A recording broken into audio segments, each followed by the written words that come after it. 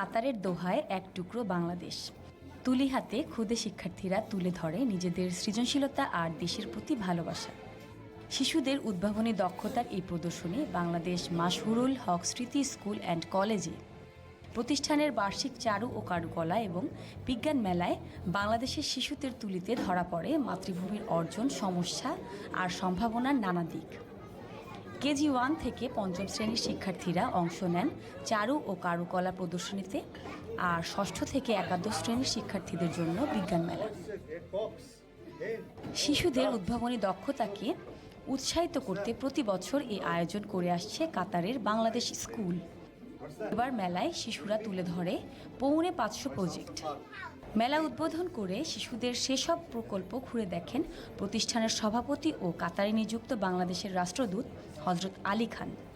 নতুন প্রজন্মের উদ্ভাবনী চিন্তা ও প্রযুক্তিগত দক্ষতার প্রশংসা করে রাষ্ট্রদূত আশা করেন শিক্ষার্থীরা বিজ্ঞান মনস্ক জাতি গঠনে ভূমিকা রাখবে। Developing our mental health in particular, it's very bigger in the sense that when we stay outside the country, when outside the family, environment and the ecosystem, social system is not always favorable to us.